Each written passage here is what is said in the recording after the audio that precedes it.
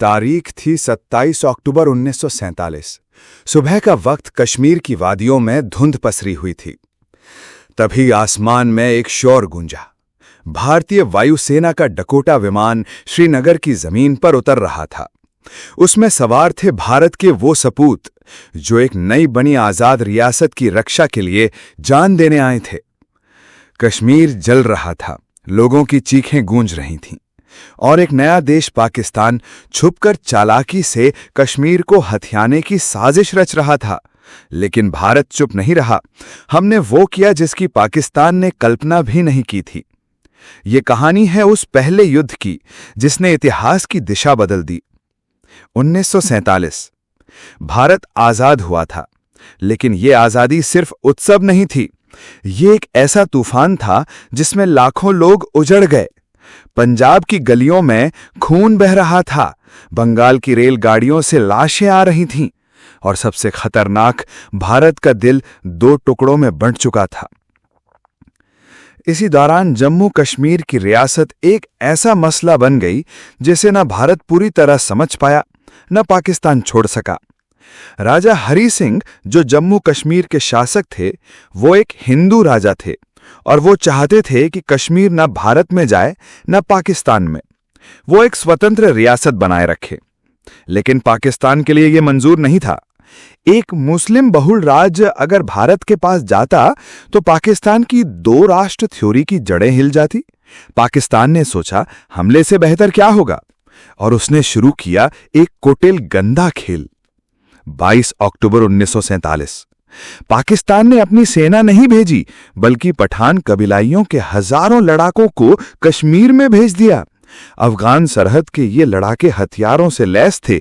उन्हें कहा गया, कश्मीर तुम्हारा है, जो लूट सको लूट लो। कई लोग सोचते हैं कि यह हमला कोई सैनिक कार्यवाही थी। नहीं, ये एक भीड़ का नरसंहार था। बारामूला शहर की गलियों में खून की नदियां बह रही थीं। चर्च तक में घुसकर मासूमों को मारा गया, महिलाओं को उठाया गया, बच्चों को जिंदा जला दिया गया। राजा हरि सिंह घबरा गए। उन्होंने भारत से मदद मांगी, लेकिन भारत सरकार ने साफ कहा, पहले कश्मीर भारत में शामिल हो, फिर हम सेना भेजेंगे। 26 अक्टूबर को जम्मू कश्मीर भारत में विलय कर गया। दस्तखत हो गए। अब भारत को अधिकार मिला अपनी सेना भेजने का। 27 अक्टूबर की सुबह पहला विमान श्रीनगर के एयरपोर्ट पर उतरा। उस वक्त कश्मीर की किस्मत बस एक रनवे से जुड़ी थी। अगर एयरपोर्ट गिर जाता है तो भारत का संपर्क टूट जाता, लेकिन हमारी सेना वक्त पर पहुंची। 1 सिख रेजिमेंट के जवानों ने मोर्चा संभाला। लड़ाई इतनी भयानक थी कि कई सैनिकों की लाशें वापस नहीं आईं, लेकिन श्रीनगर बच गया। भारतीय सेना ने तेजी से अपना दायरा बढ़ाया। हर मोर्चे पर लड़ाई शुरू हो चुकी थी, और इसी दौरान एक नाम अमर हो गया, मेजर सोमनाथ शर्मा। बडगाम सेक्टर में सिर्फ 120 सैनिकों की टुकड़ी थी, और सामने थे 700 से ज्यादा कबीलाइयों के लड़ाके। सोमनाथ शर्मा घायल थे, लेकिन मोर्चा नहीं छोड़ा। उन्होंने अपने अंतिम संदेश में लिखा, दुश्मन 50 गज पर है, गोलियां खत्म हो रही हैं, लेकिन हम पीछे नहीं हटेंगे। हम अपनी आखिरी सांस तक लड़ेंगे। और वो लड़े। भारत को अपनी पहली वीरता की गाथा मिली, पहला परमवीर चक्र। अब भारत ने सिर्फ बचाव नहीं, हमला भी शुरू कर दिया। हमारी सेनाएं उरी, बारामूला, गुरेज, पूंछ जैसे इलाकों में आगे बढ़ने लगीं। टैंक, तोप, एयर स्ट्राइक सब लगाया गया। राजौरी में भारतीय सैनिकों ने टैंकों को पहाड़ों के रास्ते खींचकर पहुंचाया, एक असंभव काम जो मुमकिन बनाया गया।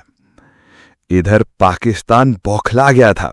उनकी योजना थी कि कश्मीर भारत में ना मिल पाए, लेकिन भारत ने उल्टा कर दिया, और यहीं से भारतीय सेना ने ऐसा कदम उठाया जिसे पाकिस्तान आज भी याद करता है।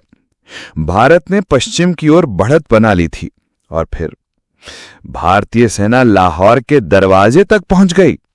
ऑपरेशन इजी नामक मिशन के तहत भारतीय टुकड़ियां लाहौर के बाहर कुछ किलोमीटर दूर तक पहुंच गई थीं।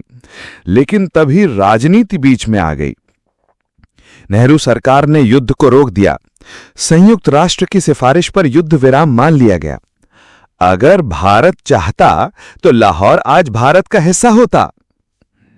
जनवरी 1948 में भारत संयुक्त राष्ट्र गया। उद्देश्य था पाकिस्तान की साजिश को दुनिया के सामने लाना। यूएन ने युद्ध विराम का आदेश दिया जो 1 जनवरी 1949 को लागू हुआ। युद्ध वहीं रुक गया जहां सेना खड़ी थी।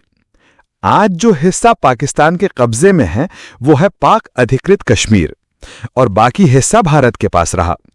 सीमा की उस अस्थायी रेखा को हम आज एलओसी यानी लाइन ऑफ कंट्रोल कहते हैं। ये युद्ध भले ही पूरी जीत न था, लेकिन ये भारत की ताकत का पहला प्रदर्शन था। हमने पूरी दुनिया को दिखाया भारत सिर्फ आजाद हुआ देश नहीं है, भारत एक जिंदा राष्ट्र है जो अपनी मिट्टी की रक्षा करना जानता है। Major Somnath Sharma, general Cariappa, Sikh regiment, Gurkha सैनिक और लाखों कश्मीरी नागरिकों की मदद, सब ने मिलकर इतिहास रच दिया। 1947-48 की जंग ने बताया भारत को कमजोर समझना भूल है और जब जरूरत पड़े तो भारत लाहौर तक पहुंच सकता है। अगर आपको लगता है कि यह कहानी हर भारतीय को जाननी चाहिए तो टारगेट वीडियो को शेयर करें, लाइक करें, कमेंट करें। भारत कभी हारता नहीं है। मैं हूं अभिषेक, मिलते हैं फिर एक और इतिहास की परत खोलने। जय हिंद, वंदे मातरम।